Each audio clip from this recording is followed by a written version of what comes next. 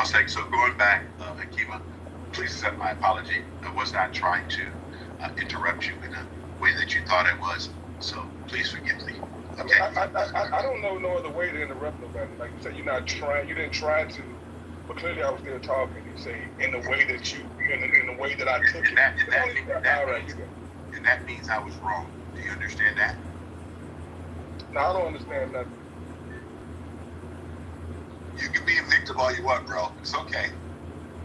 You trying to make me a victim. Do I understand that? What are you saying? You're the one making this apology. I ain't asking none of this shit. What, Hakeem, tell us what you were going to say, though.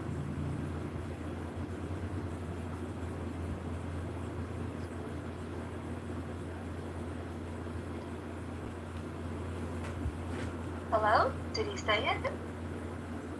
No. I speak when I decide to speak. Nobody prompt me to speak. And when I do speak, you cut me out. So no, you ain't going to tell me what the fuck. Whoever that was, they cut me out. So I'm not talking.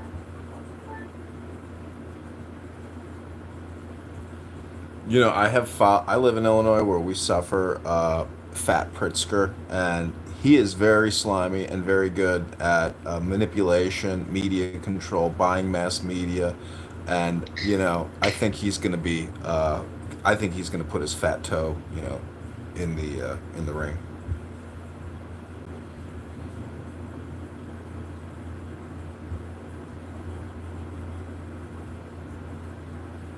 I couldn't imagine somebody as fat as him doing well.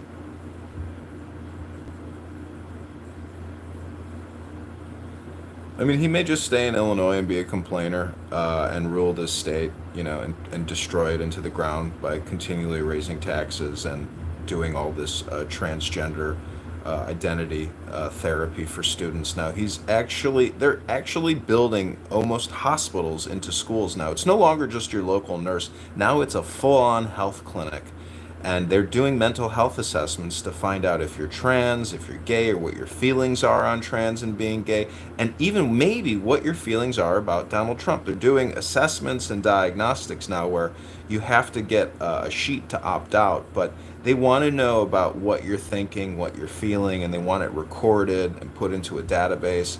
So they are literally taking steps to prepare the future generations for wokeism, and you know, this type of governance and ideology has to be destroyed.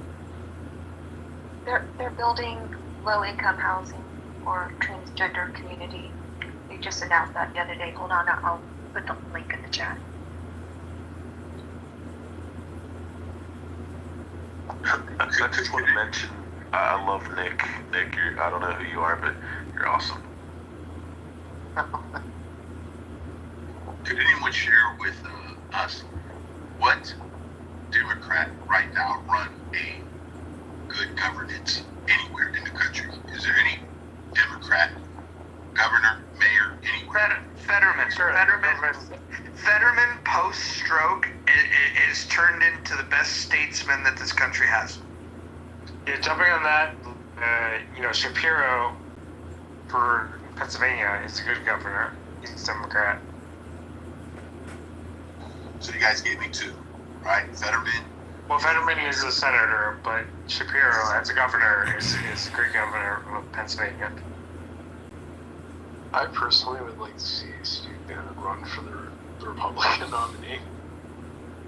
I'd vote for him. Yeah, I mean, I don't really like the guy, but I just think he would be an amazing guy to see run as the Republican nominee. Well, John Bolton also said he's going to run as the Republican presidential candidate.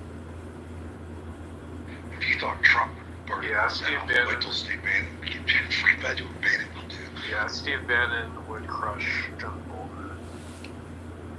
So that means we still don't have a national Democrat that will be able to govern properly. We don't have a Democrat. You guys went back to who would you want to run as a Republican? I'm looking for a national.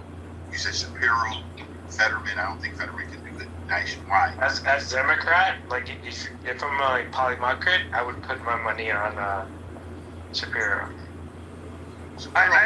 Hold on, I have a question for the people that voted other in the poll above, and if you haven't voted in the poll, please do that. Right now it's a pretty tight poll, and I'm focus. When you say other, like Nye said other, Howard said other, like who are we thinking? AOC, I'm telling you. I don't have anybody in mind yet, just yet, Mojo. I think I stated perhaps in your space yesterday or someone else's space that I am very disillusioned with the Democratic Party. I don't like Newsom. I think he's a freak. I don't like Pritzker. I think he's a freak. Both of them, if elected, if they run and elected, it's a wrap for women and children. And I have this belief that Democrats are on a mission to normalize and legalize pedophilia under the MAP umbrella. So no current Democrat politician, whether it's a senator, governor, someone on the grassroots level who's kind of rising star on either in the Democratic Party, will get my vote right now because I don't trust these people. Republicans right now, their leadership seems to be very weak as well. So when I say other, I'm looking for somebody fresh, slightly provocative, a voice that we haven't heard, similar, but doesn't align so much with the fringe on either side. Someone new, inspiring, invigorating, and I'm not sure that we've met that gentleman yet.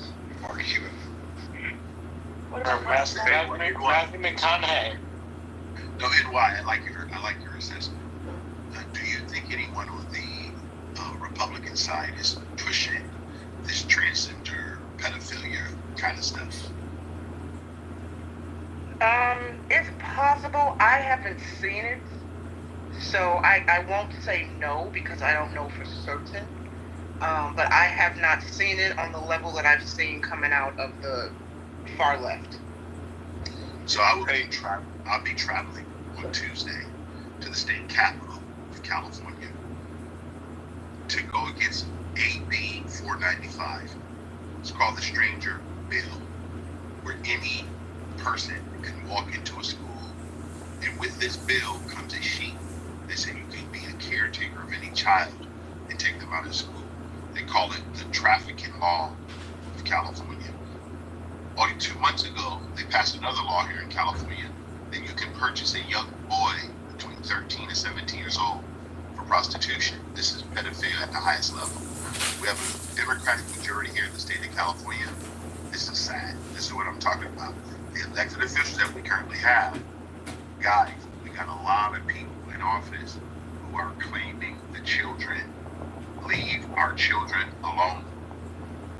So the pedophilia issue is like the trans issue. It is not something that most people are actually concerned about at the end of the day. And there are pedophiles on both sides of the aisle.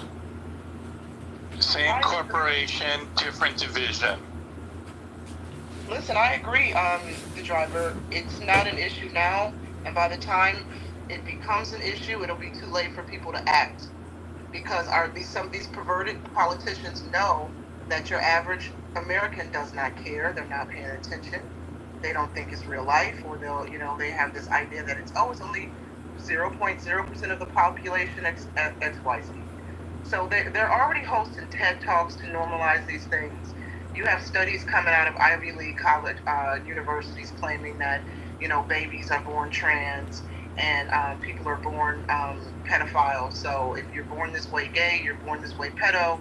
So everybody deserves special rights and equal treatment and cupcake prisons if they get charged with dealing to kids. So yeah, it's not an issue now. Nobody cares now.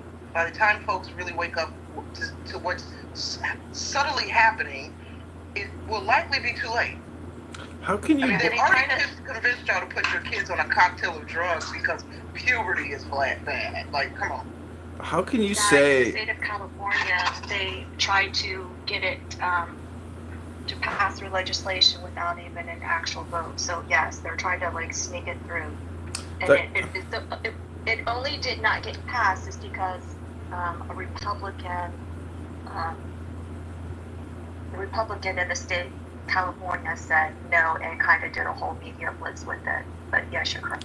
How can you say that, Dr. Jordan, that people, voters, Americans don't care about this trans issue, the puberty blockers, the transgender surgery assignments, let alone pedophilia?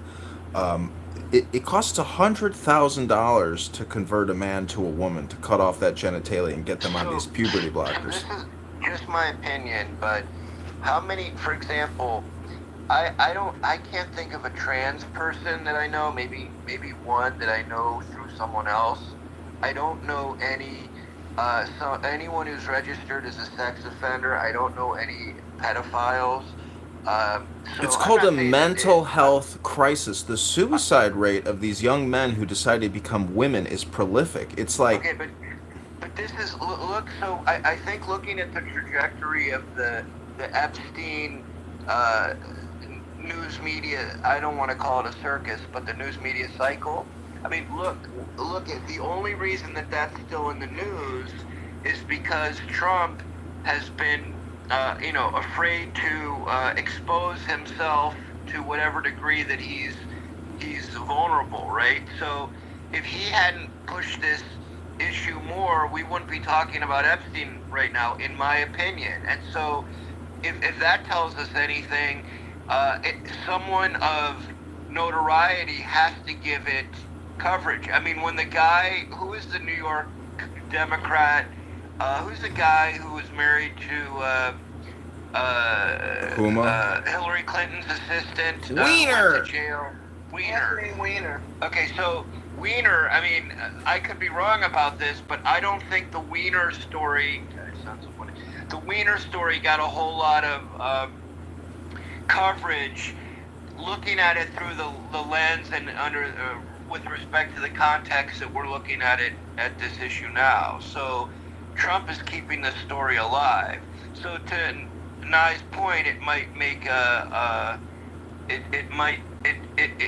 it bleeds into if it bleeds into 2028 as a what's his name, Epstein story, then maybe it does have some legs, But I just don't think that we're nearly as exposed to pedophiles as we are to people on a spectrum of gender. the point is that it's clown world, and you have to. First part of diagnostics, and is to realize that we are still in clown world. This DEI, all the spending, the big beautiful bill, all of this stuff is one whole system, and it's easy, as Brad is saying, to get distracted. If Republicans think transgender is still the major issue as opposed to the economy, everybody's a fool. I mean, who cares about these cultural issues? I don't want to pay property taxes, and I don't want to pay income taxes, and I don't want to pay 100 other taxes, which ruin my livelihood. The clown world system has to be broken, reformatted, and common sense and fiscal prudence has to be the mantra, in my opinion. I mean, I agree. We need to restore common sense. Trump keeps saying that. Trump keeps saying that's what he's attempting to do. I mean, look, the past 4 years, they have redefined what it is to be a woman, what it is to be a man. You can be a flurry, a fuzzy, and all this other weird stuff. You can't say breastfeeding, you have to say chest feeding. You can't say menstrual products. It's just weird. And this is all coming out of the upside down, loony policies from the left. And I will vote for the candidate in 2028 who wants to restore common sense. And right now, I don't know who that is.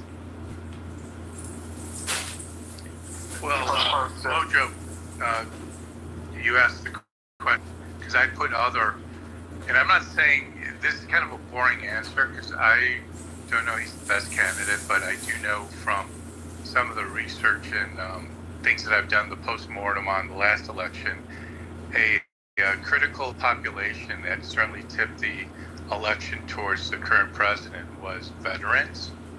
And I do think if and I'm an independent, but if the Democrats really want to get serious, I think they get more center. So in my thinking, and why I put other in your poll, was I think it's got to be someone like a Mark Kelly, who's also a veteran. That's, to me, would be something that could be at least, he may not win, but at least it could be someone that's a credible candidate, and I'll land there. I think Mark Kelly. Agree with that. I think Mark Kelly has VP candidate written all over him, He's the type of guy that I think would run in a primary and lock up a certain voting block. And I appreciate the fact that that you dig into the numbers here. I think Mark Kelly definitely can play a role. I don't think he's top of the ticket material. So I was going to say real quick was essentially. So the Democrats have tried this playbook, played towards the middle, try to get the independent votes, and it hasn't worked time and time again. They tried that with Hillary, they tried that with Kamala, which they tried to center to the right.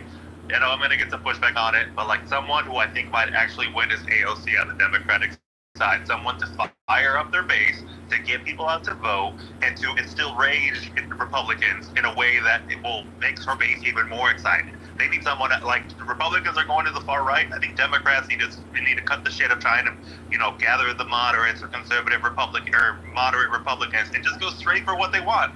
Either a Bernie Sanders or an AOC, I think should be their next candidate. Yeah. So when you look at hold on real quick, Brad, real quick. I just want to respond to that, and we'll go right to you. I think that Nicholas makes an interesting point. That's definitely one of their options. I think the better option is to go to the middle, so we disagree. But the one thing that's clear is they can't stay where they're at. Their postmortem, they know that if they stay where they're at, they lose. They know that. And so they can either make a move to the middle or they can make a move to the left. Whether or not one of those strategies will be better than the other in terms of attracting voters, we would have to see. But if they stay where they're at, they're absolutely dead and they know it. But Brad, go ahead. Yeah, so like people saying AOC, I get the point. Like she's a good cheerleader for the DNC. She's not the biggest fund hauler. She doesn't bring in the most money. She's kind of the pretty girl that you bring on a date. She's like Matt Gaetz going to a bar. He's gonna have a pretty girl on his arm.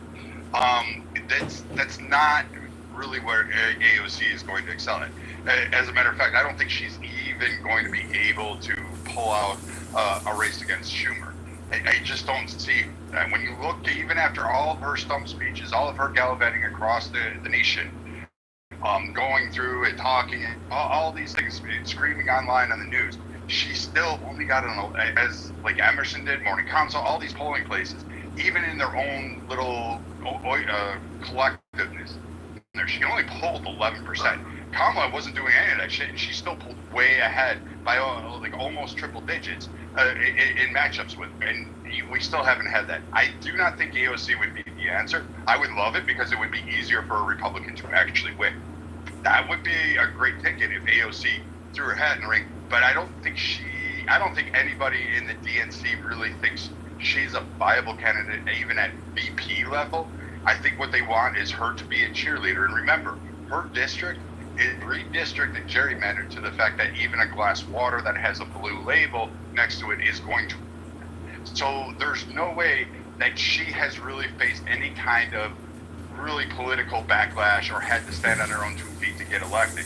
And New York State is going to be hard to sell to that because again, she's an Instagram girl. Like that's how the political apparatus look at her. I'm going to go to Newsom, who's got a national appeal. Shapiro, maybe, but he's screwing up pretty bad right now with his key left demographic, which was a lot of getting way too involved in the Israeli-Palestine thing, and he's making dumb career choices right now that's really pissing off a lot of people on one particular side of the aisle.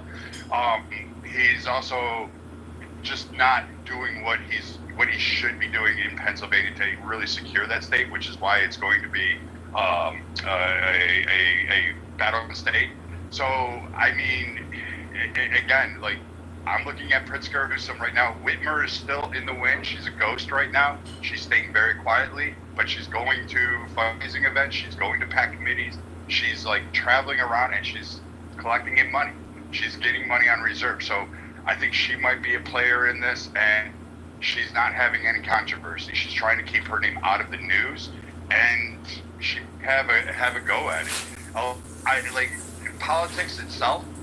Like, who's going to be the best governor is irrelevant. It's who can you sell on the national stage, and that's what I'm looking at. Newsom can sell on a national stage. Pritzker is utilizing all to his benefit. He's he's constantly trying to grab headlines. Shapiro is grabbing headlines the worst way. So I mean, I just don't. I don't know. I don't think Shapiro's going to do it. Kelly is definitely not presidential. They can't throw him up in the rafters. So he'll fumble like Waltz did. Wes And Moore. it's going to two. How about Wes Moore? He's going to run his third party, and he's going to, if he even throws it in the ring. So, I mean, I pretty much disagree with a significant portion of what Brad said, but I want to back up real quick to some of the arguments, right? Like, oh, AOC is from a safe Democratic district.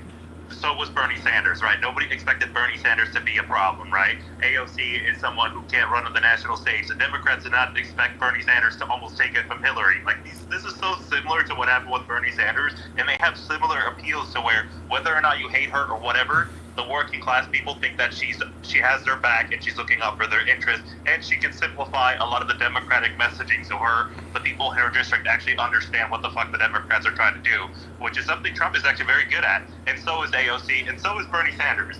And so I think AOC is a much bigger threat than the Democrats are realizing it, and I think she should be the one to. I think she might take it. I know that's not a popular opinion, but I think she could take it. She could take it from the. Okay, so let me ask a question. What's a bigger issue, anti-Semitism or pedophilia? Now, arguably, Jews represent a very small population, but to use an old trope, we're well resourced. So I think we're going to be pushing Pritzker, who's got tons of connections, tons of money. He's got $4 billion. Josh Shapiro has 150K. He's more like a zoologist.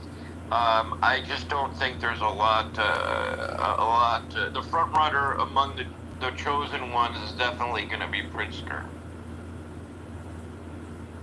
But see, he's so fat.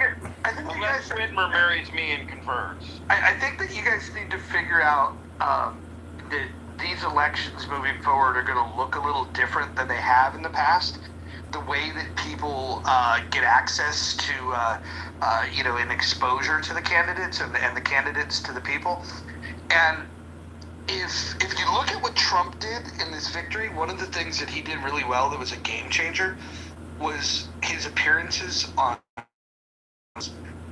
He was meeting like niche audiences, and one of the big challenges that they had with Harris is that Harris was so disingenuous that she couldn't do a podcast appearance without looking like a fool. If you guys have seen the podcast appearances, she just looks terrible. You need to have somebody that's going to be able to present well, that's going to be able to go into an environment where there's going to be tough questions and maybe get heckled a little bit. If you're hanging out with comedians, they're going to try to find the humor in things, and you're going to have somebody that has the emotional intelligence to be able to navigate those conversations. I don't think that Harris had it at all, but I look at the field and I'm trying to figure out like who would be able to do that, and I think Booty Juice might actually be the best for putting on the podcast circuit.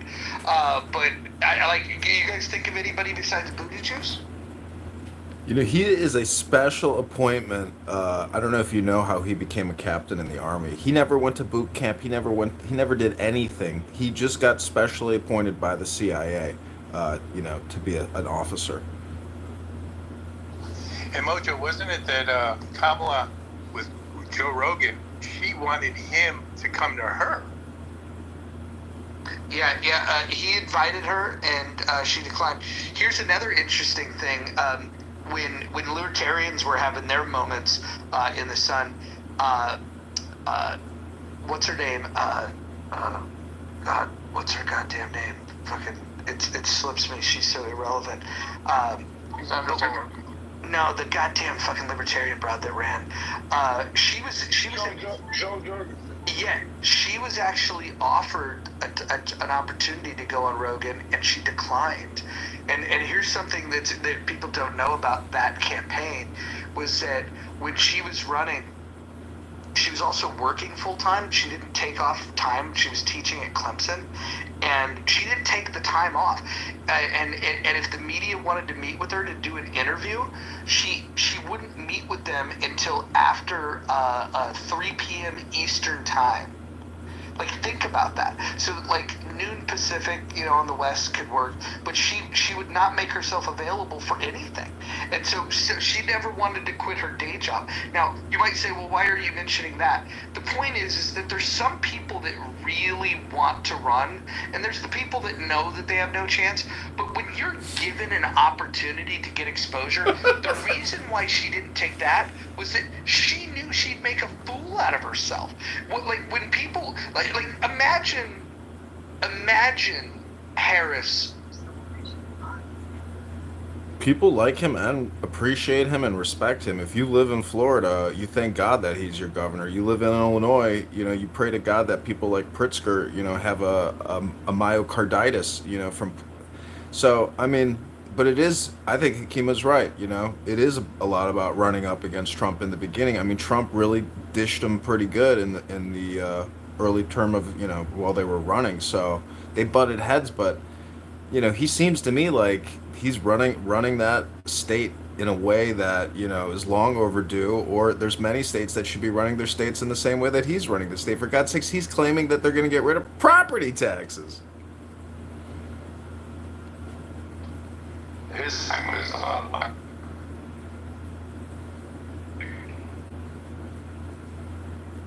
and he acquiesced to Nikki Haley. So I think he won the debate with Newsom, but I think he lost against Nikki Haley. Or a national. Brad, you keep going in the matrix. Brad playing Atari? Brad turned to the Terminator. Is this better? Yes. Okay. His problem was Nikki Haley and Trump. He couldn't get past Nikki Haley. And if you can't beat Nikki Haley, his time there, you finished third, he's going to have a harder time on the national front.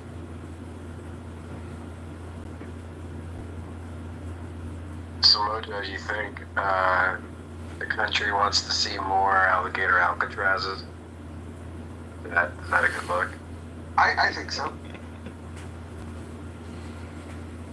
I think. Can you expand on that?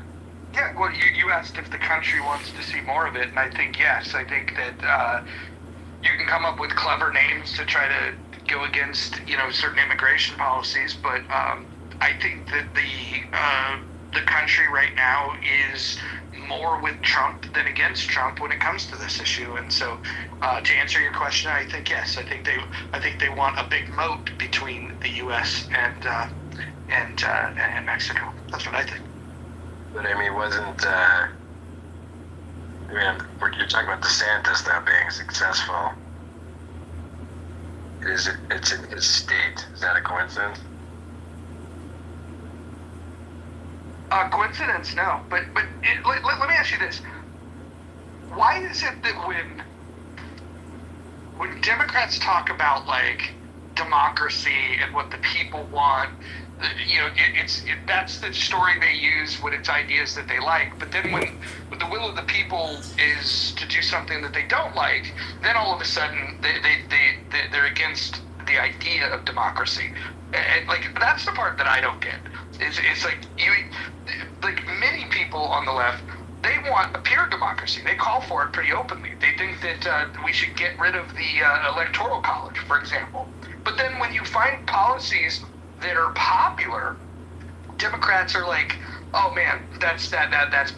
And I just don't get it. Like, they're only for this idea of democracy when they're getting their way. It's very weird. It kind of reminds me of one of the world's largest global religions known as Islam. I wouldn't call that a religion, John. I would call that a pedophile death cult. You had me laughing so hard yesterday when you were saying, why even do abortions? Why don't we just feed the babies to alligators? I could not stop laughing because I could see getting into an argument with an abortionist and, saying that. And it's just, to me, it's just insane. because it is so gross and tragic and sad. But it's, I don't know. You had me in stitches yesterday. So, Congressman Kitover, what do you think of? Tell me more about your take on J.B. Pritzker. He's not well liked, but he's well resourced. Well, his cousin, I think, is trans, and she was running the Pritzker Military Museum on Michigan Avenue. They're having to close that up because it's, they can't even get people to go to the museum. First of all, nobody's interested in it, but crime is rampant. So I think they're moving it to Racine or Milwaukee.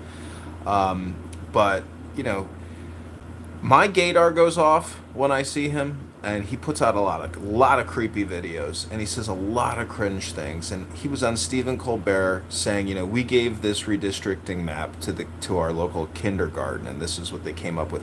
He's not a leader; he's a panderer, and I think it's possible that he could be that horrible P word.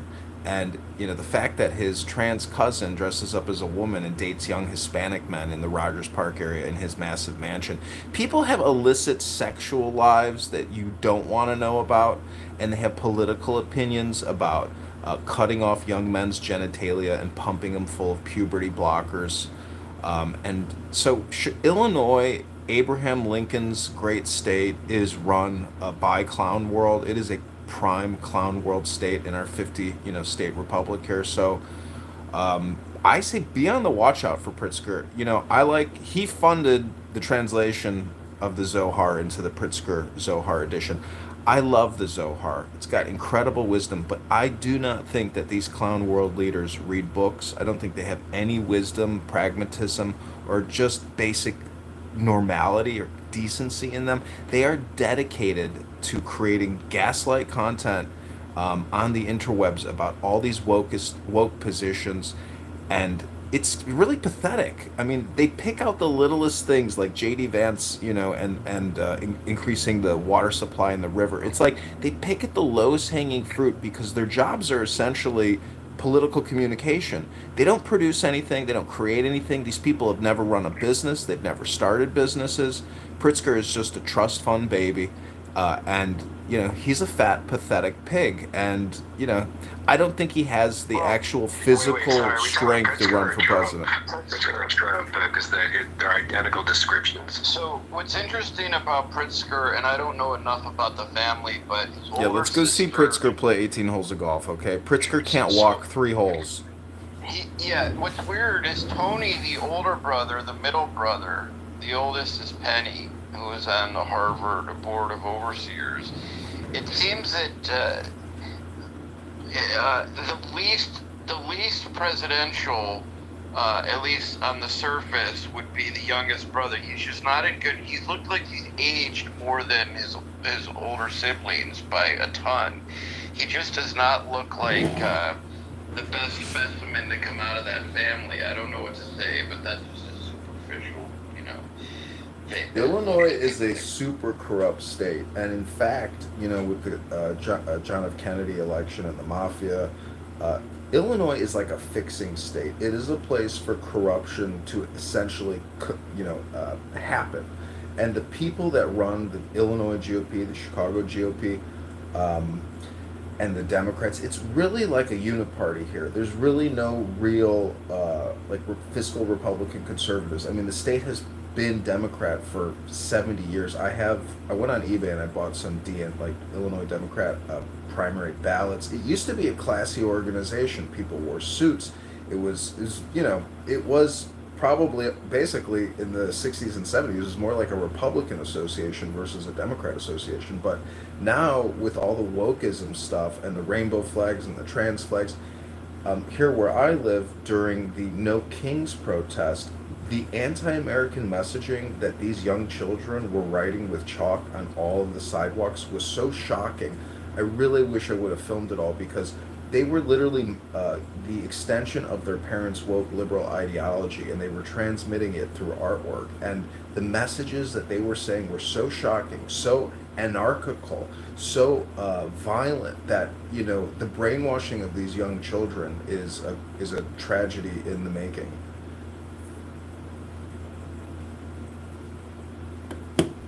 let me say how corrupt this crazy ass wicked state is. And listen, I live in Illinois too. Okay, the police, and I'm not making this up as crazy as this is going to sound. The police robbed my family blind during a house fire. We had a house fire. I won't go into it, but just know that's how deep the corruption is. How are you a victim of the fire and the doggone investigators rob your shit, steal your shit out your house? I'm done.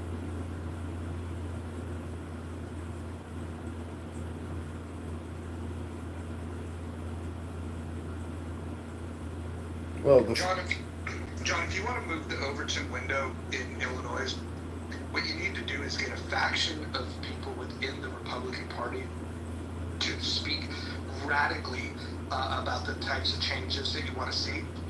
You're not going to win, but what will happen is it'll make Republicans, the mainstream Republicans, look more popular.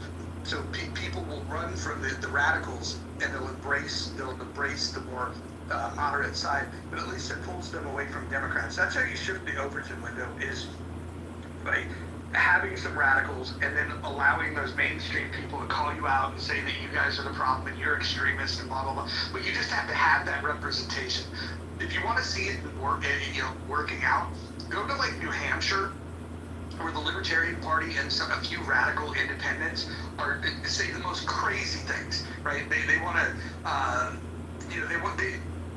the things that they're fighting for are just like over the top radical. But what that does is it solidifies the more moderate Republican position.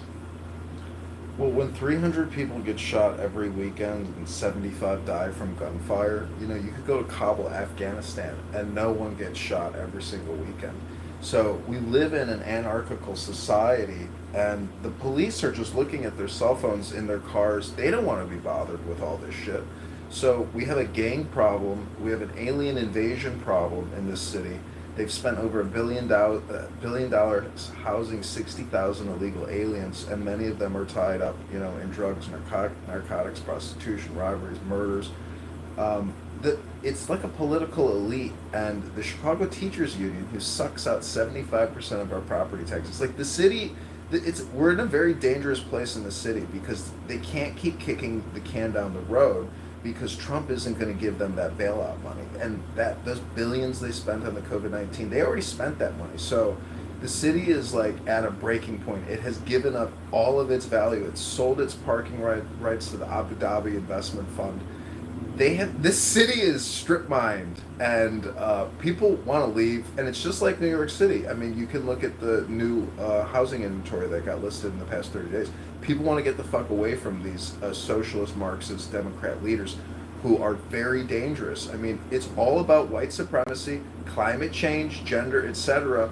They are the biggest frauds and liars, and I just, to the life of me, having gone to a good school and served with good people in the Army and worked with great people, it's like, how in the world do all of these clown world representatives make it into leadership positions, whether it's Karen Bass, Newsom, all of them? It's like, is our population that shitty? Like, there's no good leadership? I don't know. It's like terrifying to know that, our own leaders are eating out our substance, lying to us, hypnotizing us, propagandizing us nonstop. Like, this is what politics is. It's hard to believe that they can get away with it, but I think the whole population is actively disengaged. Like, I went out last night, there's a bar full of 150 young people that are mostly in college. None of them are interested in politics, and they're very neutral. They don't express any type of patriotism, any type of political affiliation. And so, again, nobody's actually involved in politics. At the GOP events in Chicago, you'll never see a red MAGA hat. So there's really just not a lot of people actively interested in politics. And, it's to their detriment. I think they don't want to be associated because everyone is afraid of being maybe labeled a racist, or they are a MAGA. So, you're a MAGA. Like, you can listen to these rooms on this app. All they do is donk on Trump and Trump supporters. And I mean, so people want to be disengaged and separated from it. But the problem is you can't be. Like, your whole financial future is tied up in this. So I think that it's really hard to run a democracy in a social media age, right? Like, everybody has a voice. There was a point when people only had a vote, but now everyone has a voice, right? And people get amplified who have strong convictions and perhaps less knowledge. I think that this is why this autocratic regime, if you will, has had some success because people want to see some rule and order, and the only way to do that when everyone has a voice that can be easily amplified is to come down hard, and that creates a lot of enemies and a lot of polarization. As much as I don't like Trump, I don't even want to give him credit for the circumstance we find ourselves in. I think there's so many other factors, social and psychological, that have, created this kind of the society in distress.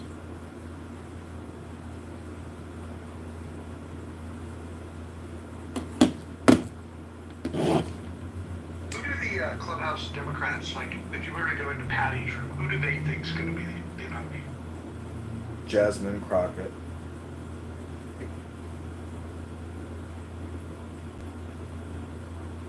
I mean, they literally think. No, they don't like that. I ain't they don't like it. Oh, really? No, he's not about it. Well, I'm willing to bet I've listened to and recorded more of Politically Correct than you have, Akima.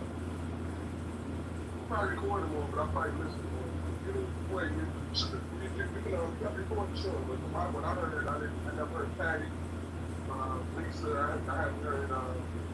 When Gold was in there, he definitely did support her. CNN, I haven't heard none of them support her. I did want to say something about Benjamin Netanyahu taking the Gaza Strip and saying that Hamas will be destroyed. There will be no Palestinian Authority. There will be no more Palestinian Muslim Islamic terrorist groups leading the Gaza, and we will secure and install a peaceful government. So, to me, it seems like gaslight, and it's like every day there's always some kind of new gaslight news headline. I just wonder if, Benjamin can actually accomplish what, it's going to take to liberate the Gaza Strip from Hamas and hopefully save the hostages that are still alive.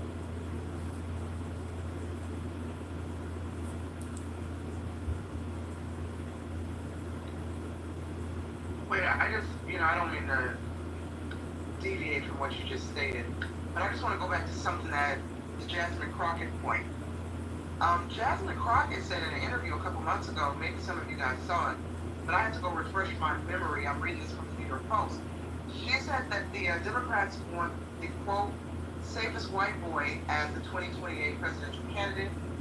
She said that they are hinting at, quote, one specific candidate being floated by the party's donors. She said that during a podcast conversation in May, and I'm reading that from the New York Post. So, for those saying that some folks are suggesting Jasmine on the ticket, Jasmine claims the Democrats are already eyeing, quote, safest white boy. Do with that information what you want.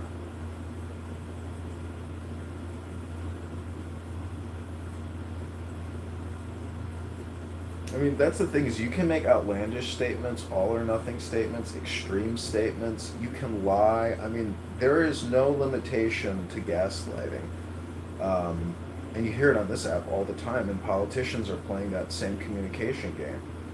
But I'm telling you, if we don't have forensic accountants, auditors, and if we can't just keep spending like this, it's just madness.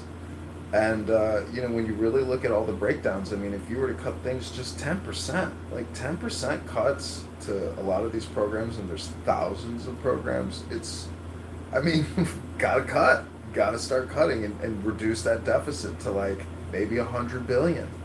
It's gotta come down. And unfortunately, I believe that most Democrats and most Republicans will never bring the cost to do business down. They will only increase the costs because this is a very immoral game that we're playing.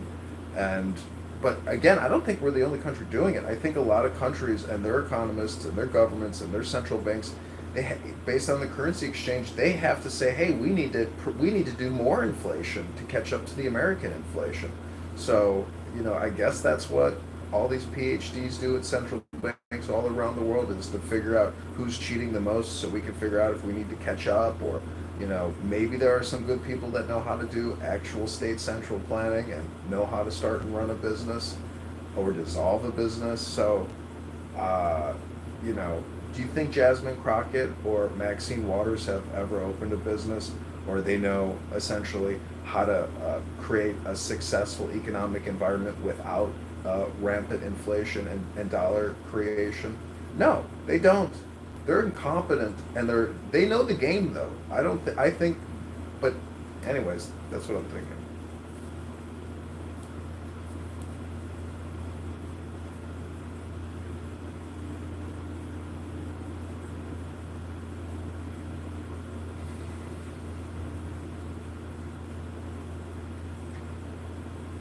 Do you think when Trump leaves office, the national debt will be lower than when he got into office? No, it's going to go up 2 trillion every year at a minimum. So that's 8 to 10 trillion in additional debt. And if it's 2 trillion added to 37, I mean, it's going to be 45 trillion, 48 trillion by the time he leaves. So how is that an alternative to the big spending that Democrats would give us? It's damned if you do, damned if you don't. I just like the fact that a Republican hand has their finger on the button. And if you look at Doge, I just looked at it today. There is so much international insane woke spending that they are screenshotting out of the SAP system. That is the same government acquisition platform that I used from 5 years at Treasury, and it's a simple. It's who's the billionaire? Anyways, it's not going down. It's only going up. And God bless Trump, but if he was Thomas Massey, I mean, it would be better for the overall economy and the longevity and health of this country, because we're just becoming a debt slavery system. Everybody born is. If you don't have $1 million now, you will never have a solid retirement. Basically based on the spending.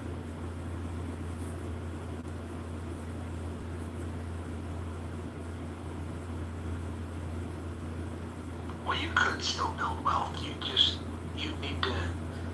need to have some incredible attributes and be able to create value or understand the markets and directions that they're going to go. We were talking about it earlier. I won't mention the stock again because I don't want to be accused of having too much information. But there's a move that will be made on the 12th, it's a Tuesday, that I think will create wealth for a lot of people. So it's gotta follow the trends. You can make money in an up economy, a down economy. I think if Gretchen Whitmer converts to Judaism, she has a very strong chance of winning. Well, how would that give her an advantage? I will vote for her. I just think Pritzker has $4 billion behind him. Dr. Jordan, can you explain why you voted for Kamala Harris in the last cycle? Yes, because I wanted the status quo of misery so that I could commiserate with other people. I don't want drastic changes. I don't want to turn my career as a zoologist or a publicist into something very lucrative. I want to live on the extremes. I want to be a survivor, not a thriver.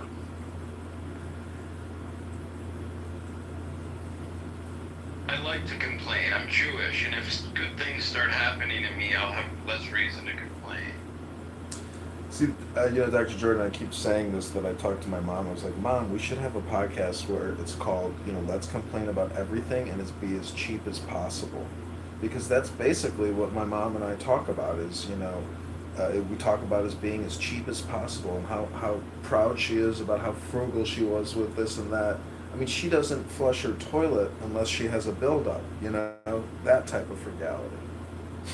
I mean, look at how overrated success is. You've got some guy like J.B. Pritzker who is struggling to exercise during the day apparently, or eat healthy because it's not looking so good.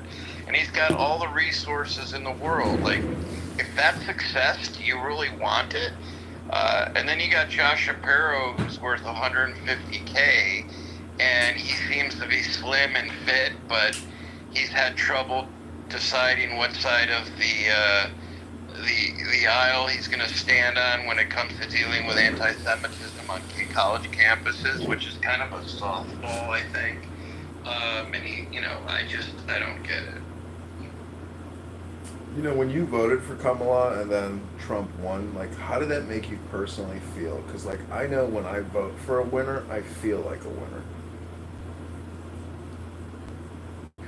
Well, I mean, I'm a hypochondriac, as you know, and I thought I was having a stroke when he won, and that I misunderstood what they were saying in the media, and so I kept having to turn the TV on and off, so I'm still getting over that. One of my favorite clips from Clown House is JB and Mike Moon talk about their votes, and then JB also posted his ballot, so I tried to create some fake news that JB broke the law by posting a photo of his ballot, and this is all just a way to say, hey, look at me, give me some attention, but also at the same time, embarrass them for their, bad pick, and their basis on why they felt Kamala was the better choice. JB said that it was based on, he had to think about his children and their future, and everybody gave a reason, but in retrospect, everything that you now know about her positions, and I mean, and especially Tim Walz, I mean, just how can you still think that you made the right choice? Well, again, we're underestimating the Trump legacy, right? There's a huge vacuum that awaits us because this was a guy who only props other people up for his benefit. When he's done, he doesn't want anyone else to be in the spotlight. He wouldn't even want his kids to be in the spotlight to risk the chance that they might, be seen more moderate, brighter than him, blah, blah, blah. He's threatened by anyone who can his image. So what comes after him is going to be very interesting because, he may be the first president to attack someone in his party who's running for the election that follows, the 2028 election. So, I mean, I think it's going to be very interesting. We are totally underestimating what can happen when he has to step away from office if he does. What do you think about his presence? Trump's presence itself, his confidence, his pride, his, does he feel like he's manifest destiny itself? What do you think about his presence? I am no expert, but I think it's interesting that an overt narcissist, a grandiose narcissist, is likened to a quote unquote subtype of psychopathy, where someone with vulnerable narcissism like me or covert narcissism, I'm more of a traditional type, right? And so he really believes his confabulations. He really thinks he's smarter than everybody else. He is a manifestation of unbelievable overconfidence. That's different. That's really, a psychopathy, right? More than this insecure narcissism. So as we've come to know it. So I think he's batshit crazy. Because I think most of us would be embarrassed to be president of the United States and not know some of the things he knows. It would be just the incongruity would be so strong. Like, I would be too embarrassed to stand up, and he absolutely doesn't care. Like, he's made a mockery of many things, and he doesn't see it that way. Well, don't you think it's technically like our Pope in a way, and then we have all these other popes out there like Obama, Bush, Clinton. So there's like this mind trust between the presidents in a way, and they may not get along, but they in communication, mate. Well, I mean, hasn't he challenged that construct and that model? Like, if he was smart, well, he separated himself from the the old guard so much, like they don't even want to be in the picture with him. I mean, it's really weird. Like, you would think that if you're president, you'd want to be part of this camaraderie that's like he's dispelled the notion of being among leaders because he's so different. Like, it's weird. Like, if all the other presidents if I knew that everybody else who was in a leadership position similar to me thought so little of me, I couldn't live with that. It's crazy.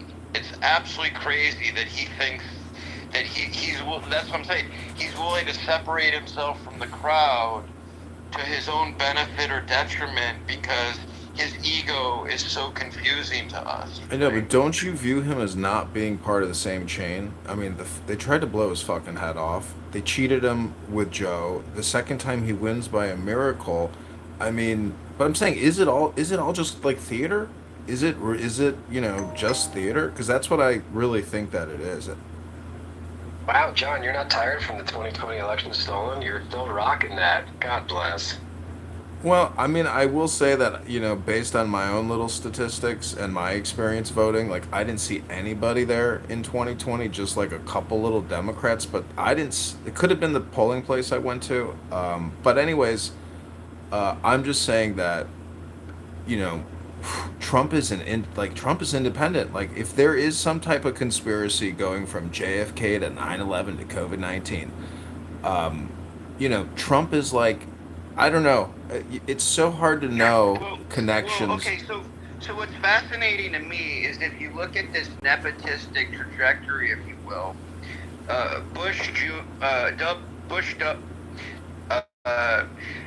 the second Bush, whatever the hell his name is, it was harder for him to step out of the shadow of his father, who was a president preceding him, right? But what's crazy to me is that Trump really it comes from as nepotistic a family as the Bushes, and yet, I got to give Trump credit. As much as he's the product of nepotism, he has distinguished himself as the most crazy, batshit, nut job leader of a democracy that we have seen in recent time, and he doesn't, he won't. It doesn't even give him pause. It's kind of, to me, it's a conundrum, because I'd like to think that he's a product of good fortune and the forces, of family,